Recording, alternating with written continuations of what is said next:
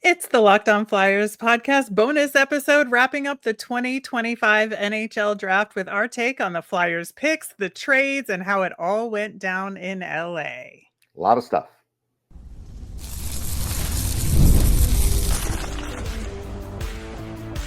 You're Locked On Flyers, your daily podcast on the Philadelphia Flyers. Part of the Locked On Podcast Network, your team every day. Hey there, and thanks for making Locked On Flyers your first listen every day. I am Rachel Donner. I've been podcasting about the Flyers, the NHL, and hockey for a decade. I'm here with prospect expert and Flyers credentialed reporter for 19 years, Russ Cohen. Today's episode is brought to you by Gametime. Download the Gametime app, create an account, and use the code LOCKEDONNHL for $20 off your first purchase. To keep up with our latest episodes and Flyers news, you can find us at Locked On Flyers on Instagram, Threads, Blue Sky, and Twitter.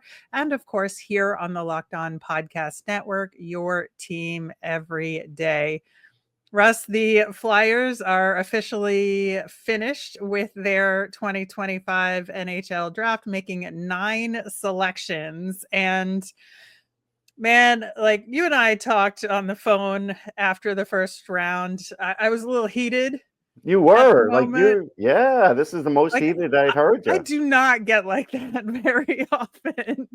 But I have to say, like, the main crux of it really was the trading up for Jack Nesbitt and how unnecessary I thought that was. Now, I think there's absolutely an argument to be made that you pick Martone because you think he's the best player available. That's fine. Despite the fact that for months and months, all you've been talking about is selecting a center, and you say again and again and again how hard it is to get a center on the free agent market, and you need to draft and develop them. That has been the things coming out of Danny Breyer's mouth for forever. 6 months, like at least weekly. Right. We've heard that from him, right? And so the fact that he did not pick a center at 6 was genuinely surprising to me.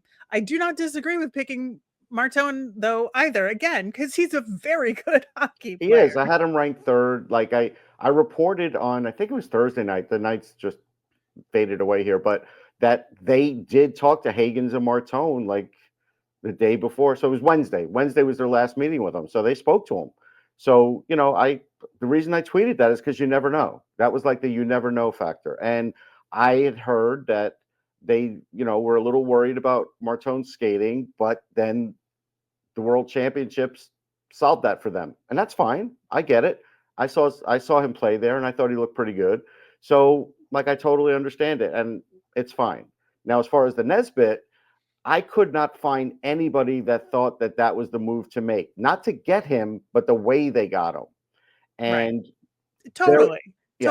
There's no prospect expert that I could find under the sun that felt like he was going to get taken at 12. So, is it possible a team wanted him? Yes. Did anybody want him at 13 or 14? No.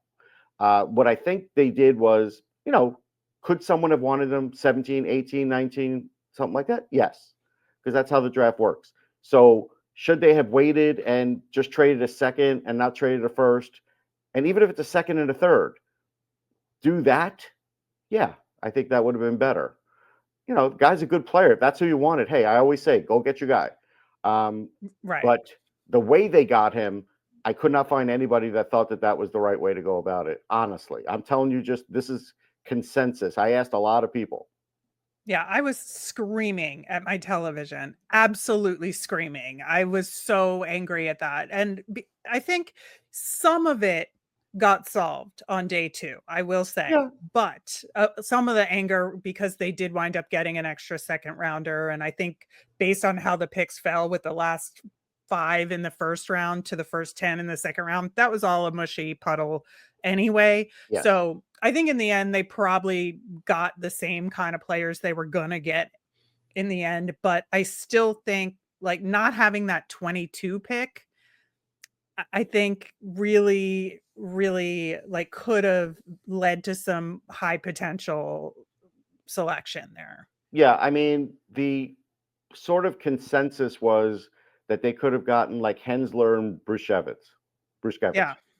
Like that would have been terrific. Like those guys, like basically, like, you got the guy you want, but it cost you a future player. Like, that's really what it boils down to. Yeah. And so it's like, we'll see how that plays. I mean, that's one of those things, we find out down the road. But I don't think he's a second line center. Now, that doesn't mean he can't turn into that, but I don't think he is. I think he's a really good third line center. We'll see Right. if he ever gets to be a second line center, meaning a second line center on a good team. A second line center on a last place team doesn't really work for me. So, like, yeah, you might be playing it, but it doesn't matter. So, yeah, we'll see how that goes. That part, I can't tell you if it was solved. Like, all of a sudden they've got their 1 and their 2 for the future. I don't know if that was solved. Yeah, I don't know either. And that's the problem I have with all of this. Mhm. And that's what made me so angry, is because, again, you can't get these centers unless you draft and develop them. Mhm. That's just how it works. And Danny Briere knows that. And now we're like sitting here again with another year without that very obvious 1C sitting in the Flyers system. And like, that's a choice that they made. And, Yes. I think we are going to see how it plays out. But at this moment, I do not have faith that we're going to have that 1C at least for the next 3 years. No, I think that's fair. I think no matter what, even if they got somebody good next year, odds are you're not seeing them until then. So I think that's logical. Yeah. So to be continued on that, Zegras, his trade did not affect the decision to not pick a center. Danny Briere was asked about that. And the fact that Danny Briere himself said they'll be in good shape in 3 years, like, that probably didn't go over well with a lot of people. But that's reality. Like, that's truth and reality. Like, Sure. things can be written and people could have hopes and they could say, yeah, we hope that the team's going to contend this year or whatever. But Danny is really giving you reality. And so I give him credit for that. That's Sure. Sure. Sometimes people don't want to hear reality like that. And I get it. So that part is where you, as a fan, you have to believe, like, you got to believe what they're doing and hope that all that happens. And that's the rough ride that, it could be at times. So we'll see how that part of it goes. Yeah, I think that they could have done more in terms of getting that 1C, and they chose not to. We'll see how that decision affects things over the next couple of years. I will say this, though.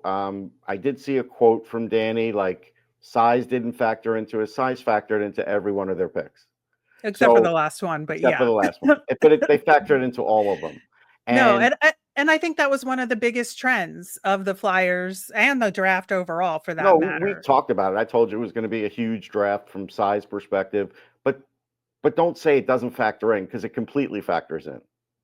It does. It absolutely does. But I think the added element of guys that just have that extra push, I think, was very obvious. Guys that just play hard in the corners, that battle. Like, that was definitely something that the Flyers were very deliberate about. And Brent Flair and Danny Briere said as much. Sure. I think the worry is, and I've heard this with other fans of other organizations, is it's nice to have those players.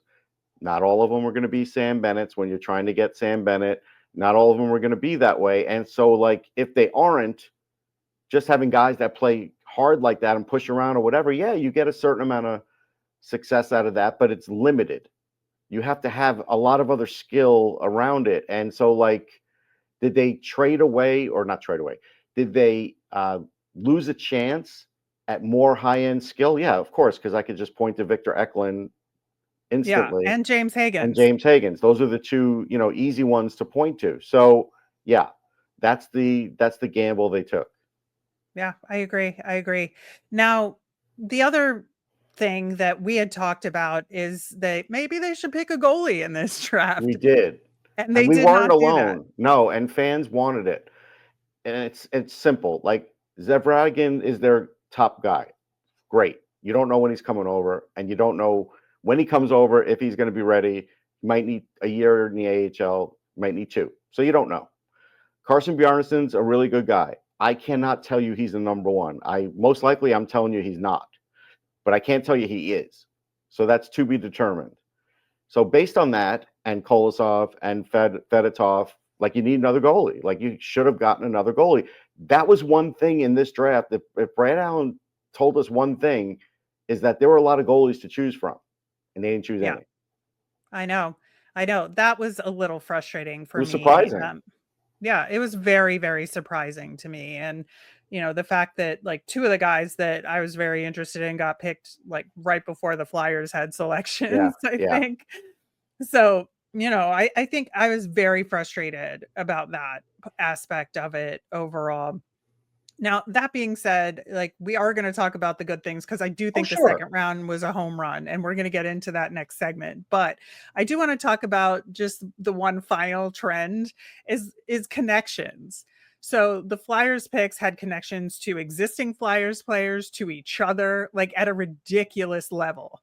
I thought, you had the U.S. National Team Development Program kids with Amico, Murtaugh, and Vansagi, two Yeah. BU guys in Amico and Murtaugh. You have the MSU connection with Amico and, Vansagi and Carson Dorwart. Right. You had that Team Canada at Worlds thing with Porter Martone, and then two Red Deer Rebels as well. It's hard to draft two Red Deer Rebels. It is. If you're telling, like that I was like surprised at that. I will also say that with Vansagi, I did ask him if you think Carson Dewart put in a good word for him, and it was funny. You should watch the video. But he was very honest about it. He kind of laughed. He's a good kid. Like I told you after the combine, I had that vibe that he was going, and that's why I kind of mocked him at 31, and it took a little longer. I do think that that's a really good pickup. Yeah, and we put that video up on our socials, so check it out. We will talk about that second round bonanza that the Flyers had and the good trade that I think that they did coming up next. Have you ever decided at the last minute to head to a ball game with friends or family? Maybe it's game day. You suddenly realize you want to be in the stands. That's exactly where Gametime comes in. It's the easiest way to grab last minute tickets without the stress. With the money you save on tickets, you can splurge on snacks, drinks, merch, or even invite a bigger group of friends to come with you. Gametime makes it possible. They make buying tickets fast and simple, and prices on their app actually drop the closer you get to first pitch. And they've got incredible last minute deals, clear seat views, and lowest price guarantees that takes the worry out of buying. Take the guesswork out of buying tickets with Gametime. Download the Gametime app, create an account, use the code LOCKEDONNHL for $20 off your first purchase. Terms apply. Again, create an account and redeem with the code LOCKEDONNHL for $20 off. Download the Gametime app today. Last minute tickets, lowest price guaranteed. All right. On our regular Monday show, we're going to have more draft coverage, digging a little bit deeper into the late round picks. We're going to talk about that CBA extension. There was so much other stuff that happened around the draft. Yeah, I was at we're that gonna press conference. I heard some of it. Yeah, so we're going to get into that, start talking about the free agency market that's happening July 1st. Plus, we'll have a new nemesis of the week and our new offseason poll question. So the other move that the Flyers made was doing a pick trade with the Seattle Kraken that got them a fourth second round pick in the end. They dropped down with one of their second rounders a couple spots, and that got them a fourth pick. So we wound up basically where we started way back when we had 4 second round picks. And I think they did such a good job with these picks. I think it was a good variety of players in Carter Amico, defenseman. We've talked about him. Oh, yeah. Some highlighted him. We did. He does have the injury issue, but things He's seem a big to be kid. good on that front. Jack Murtaugh, who's a forward with the development program. Yep. And then Shane Vansagi, who we've mentioned already, and Matthew Guard, one of the aforementioned Red Deer Rebels. So what was your take on the Flyers' second round? The trade got mixed reviews. The mixed reviews part is who went next? Blake Fiddler. He's a really good player. He slipped. I know. So, like, I get what Seattle was doing. So, okay. I mean, if you didn't want Blake Fiddler, fine. A lot of people like him. But we'll see what happens with that down the line. Yeah, and he did very significantly drop out of the first round. Oh, and pretty far into the second round. So maybe there's something to that. I don't know. Maybe. I couldn't find anybody to tell me, so I don't know yet. So yeah, I mean, Jack Murtaugh, I wrote about him in December. I really like him. Interviewed him again at the combine. Terrific guy. I had put him on my combine list. The Flyers spoke to him, so I'm not surprised they got him. Really, he's a guy that is like a center or left wing, but I think he's playing wing now. Like, he's pretty set on that. He, when I interviewed him, I think he said he was going to top out around 210 or something. When all's said and done, he's going to start getting stronger. He's going to an elite school. So all those things are good. The offense is good. The two-way game is good. The smarts is good.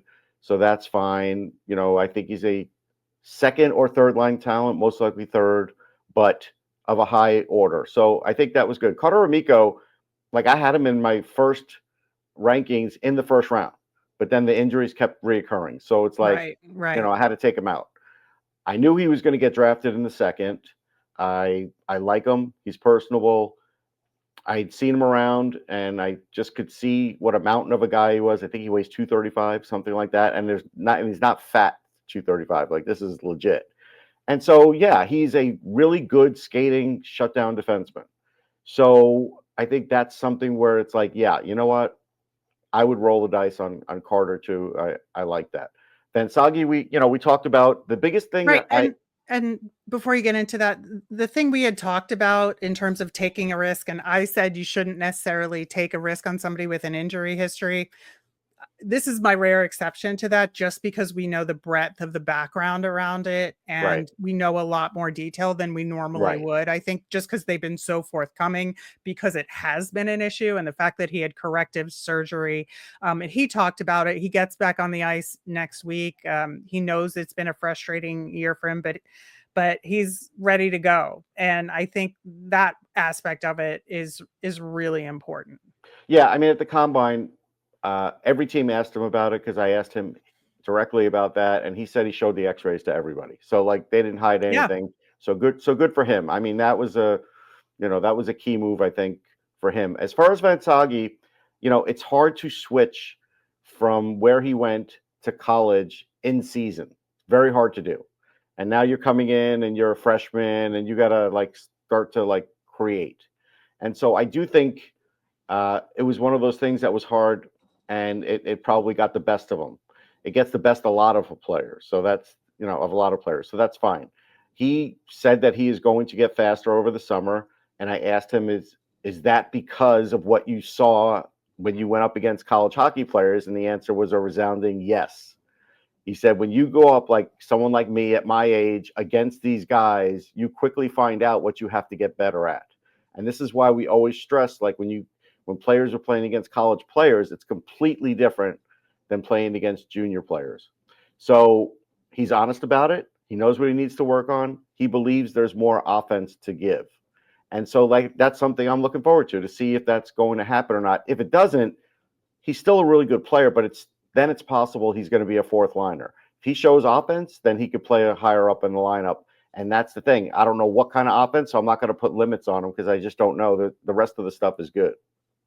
Right. We talked about Murtaugh actually on the same episode that we talked about Vansagi, coincidentally. So there's a link to that episode we put up on our Twitter and Blue Sky and Threads account, so you can get directly into those segments if you want to hear more about what we thought about those guys a couple weeks ago. But I think, he's going to BU with Amico. Murtaugh is. Murtaugh, yeah. And I think that'll be really good for the two of them. I think that, Murtaugh suffered in some ways from being on a weaker development program team, but BU is going to shake that out of him. Oh yeah, no question. I mean, the problem with the development team lately is they're very interested in winning, medals and the championships and all that goes with it, U18s and all that. And the problem is sometimes the players don't get to fully show off what they can do under trying to do that. And so that's probably what needs to change in the program a bit. And so that's why you saw so many guys transfer out. Cullen Potter, you just went through a few here, and this is why. And it's because their advisors are like, just go somewhere else now, so you could really show yourself off before the draft. And so, it's a good strategy. It works for this year. Yeah, I think so. Now, the one guy that was kind of outside that circle they took in this round was Matthew Guard from the Red Deer Rebels. And he was somebody we actually profiled on the show recently Yes. as well.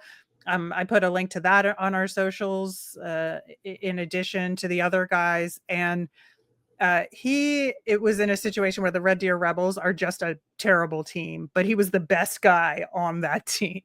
Yeah, he's a good player.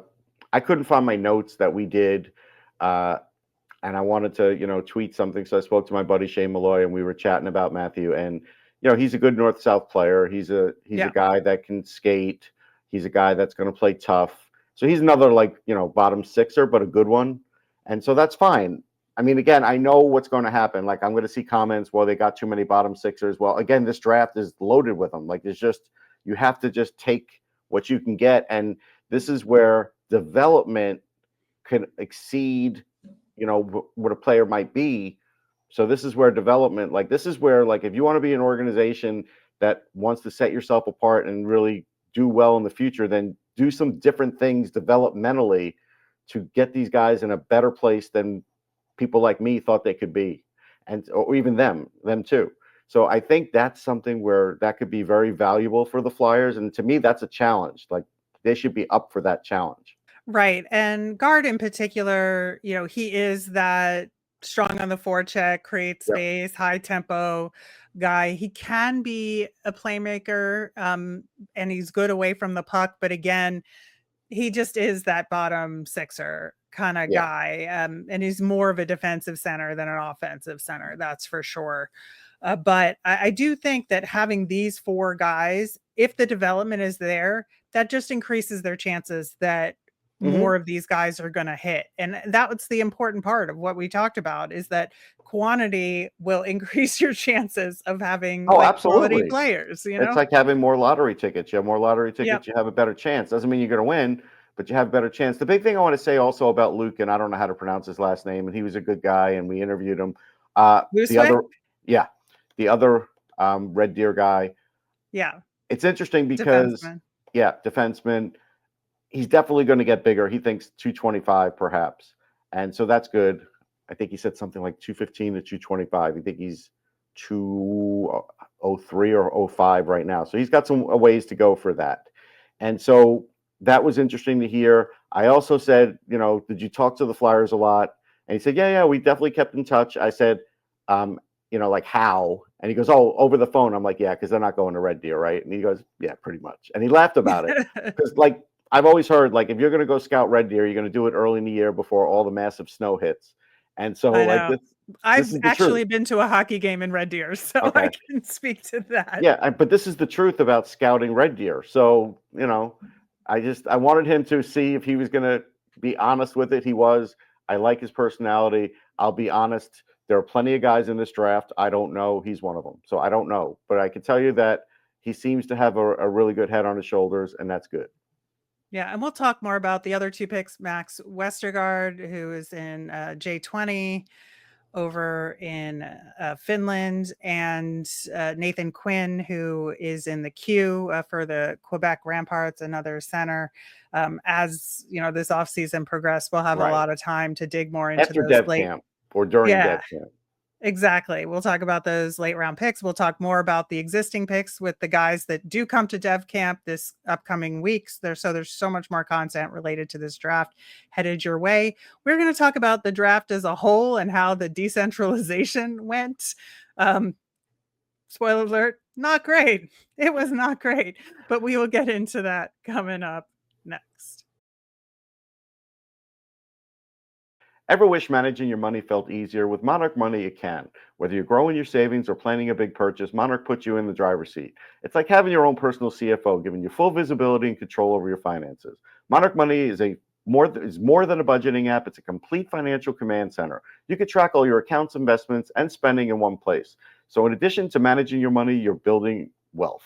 The thing I love about Monarch Money is it helps you track the day-to-day and reduce unnecessary spending on things like takeout, but it also helps you plan and budget for big purchases like a new car or a house, all at the same time. Take control of your finances with Monarch Money. Use code LOCKEDONNHL at monarchmoney.com for 50% off your first year. That's monarchmoney.com.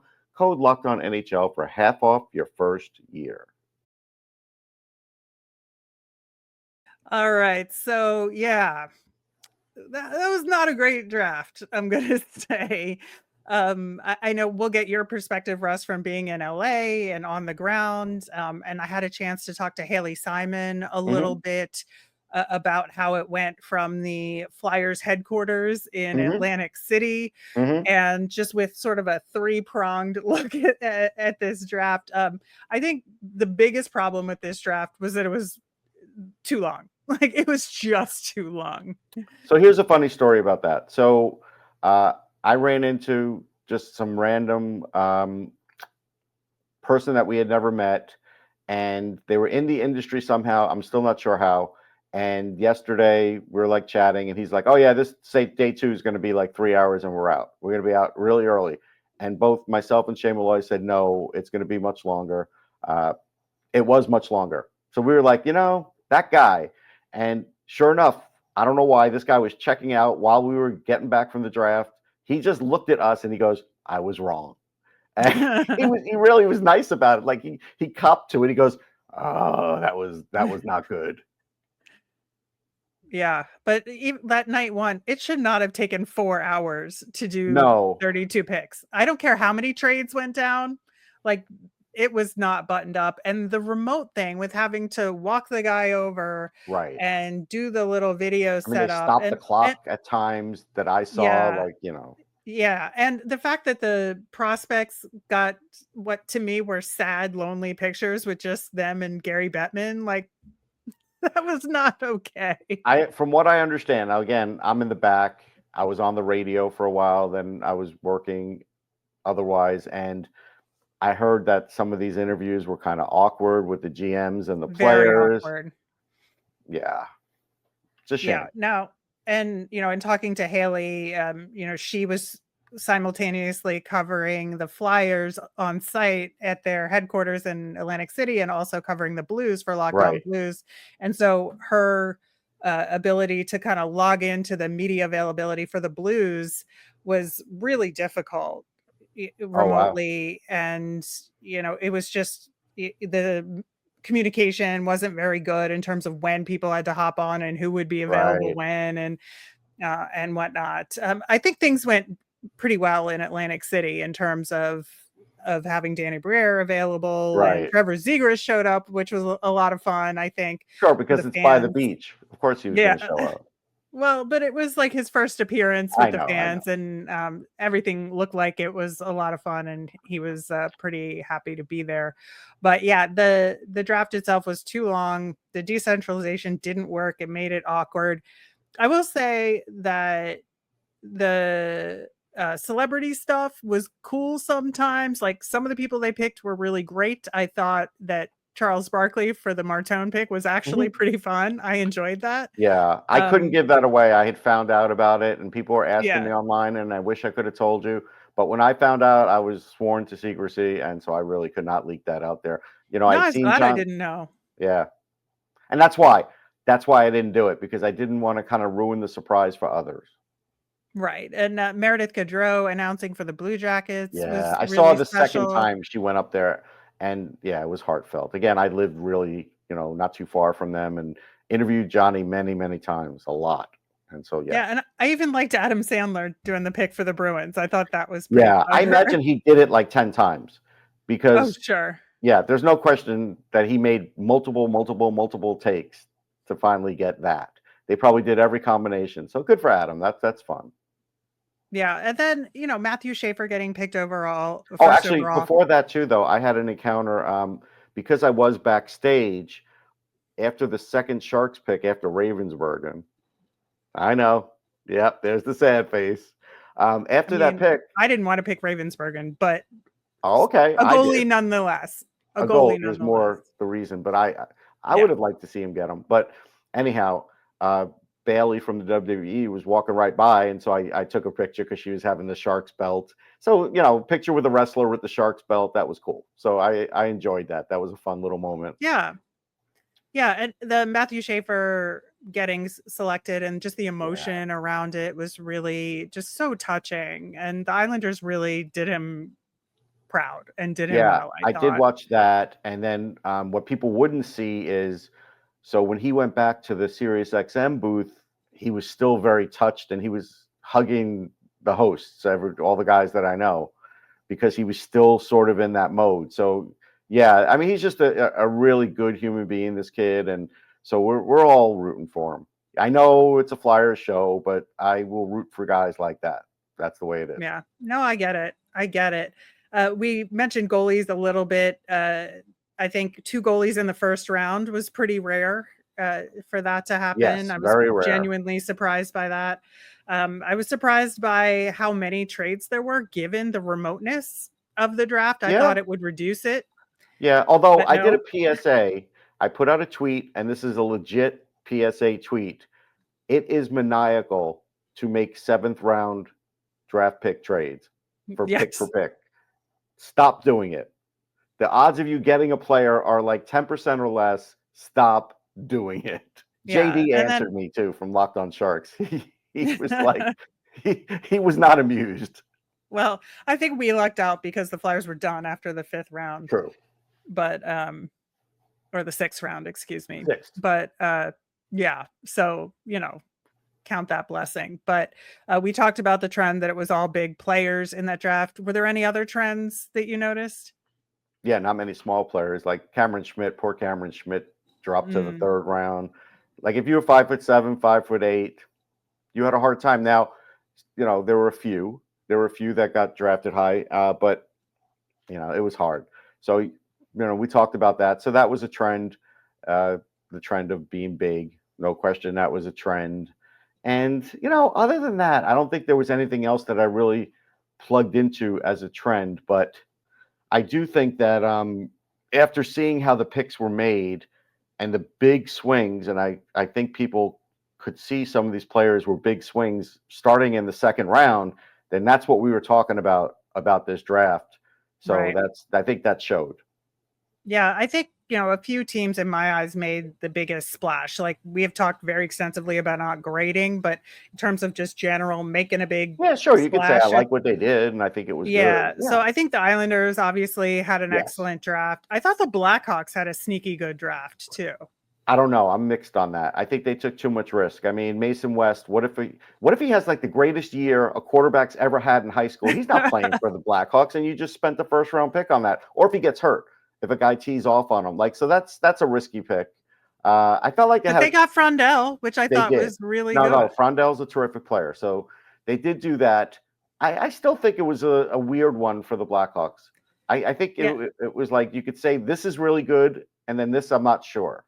That's how I am. Yeah, I certainly think they made a splash, though. Was it good? I don't know, but it was a splash. That part is accurate. Yeah. Oh, yeah. And I also think the Pittsburgh Penguins made a little bit of a splash at this draft. I think it was a thud. Do you think so? Oh, yeah. Yeah, I think it was a thud. I actually think that one of their best picks was their 3rd round pick, and I'm forgetting who they took in the 3rd round, but yeah, I mean, I like Kindle. I don't love him in that spot. Right. That I agree with. I think he got picked too high. But I did appreciate the vision of what Kyle Dubas was trying to do there with the Bill Zonin and the Will Horkoff pick. I think that there's definitely a mission statement there to kind of get some size and skill and get that team going again. Yeah. And filling up the prospect pool a little bit more. Well, all right. So one more thing about that. So I like the Charlie Trethewey pick. That's who I was trying to think of. That's a good pick for them because there's a lot of runway on that guy, and so that was good. Zonin, I don't love. How many Sioux guys went? There was a couple. There's at least 2 guys from the Sioux. That is a trademark of Wes Johnson and Kyle Dubas coming from back when they were with the Leafs. So if that's a weird thing, like you would think sometimes people would change, but a lot of times they don't. Any other teams stand out to you with making some really good picks? Well, I mean, for the Blues, I really thought Justin Carbonneau was a heck of a pick for them. Like that That could be a real good pick. It's going to take a little while, but that was good. I like Calgary. Cole Reshny. I mean, he definitely wanted to play for the Flyers. Like, there's no question in my mind he did. And Cullen Potter was another good pick Cullen too. Potter was a terrific pick at the end of that first. Terrific pick. So that is, so those two stood out right away. And there were some other picks I liked from them. So I really liked what Calgary did too. Yeah, and I would say in a I don't know, man, kind of way, I thought Nashville was a little bit weird in this one. Little is a good word because they did draft Ivan Kovic, and like, that's a thing. I mean, yeah. But Brady Martin, listen, he's a really good player, but at 4, it's a weird pick. I did speak to Ann about that, and apparently fans are a little up in arms about it. I spoke to her about it as well. Ann is our good friend over at Locked On Predators. Yes. And so, but at the end, they're going to see how he plays. They're going to look at him in dev camp, and I think the narrative will change on that. As far as Ivan Kovic, I still think he's a 1B. Here's my thinking. It is not a trend that shorter goalies can make it in the NHL. It's an outlier when Dustin Wolf and UC Saros and those guys exceed, because there's so few of them. So if they took him thinking we got Saros and look at Dustin Wolf, then I think they were misguided on that. So we'll see. Yeah, it should be a really interesting exercise to look at this draft in 4 or 5 years and see where we're at, as we like to do. But we will be back with our regular Monday show. Like I said, we're going to have more draft reactions. We're going to look ahead to dev camp. We've got free agency coming up, plus the new CBA and other Bring it all to talk about. So there's so much more to get into over the next week or two here. As a reminder, we always want to hear from you. So if you've got mailbag questions or thoughts on the Flyers draft class, let us know on any of our socials at Locked On Flyers. You can email us at lockedonflyers@gmail.com or comment on our YouTube channel. I'm Rachel. I'm on Blue Sky and Twitter at rmiriam. That's RMIRIAM. I'm Russ. I'm at Sportsology on the same socials, SPORTSOLOGY. Thanks for making Locked On Flyers your first listen today. For your next listen, check out the Locked On NHL podcast. There's no off season. It brings you the daily league-wide stories that matter most with local coverage you love from Locked On. I'm on the Friday show. You can find Locked On NHL on YouTube or wherever you listen to podcasts. Have a great day, everyone.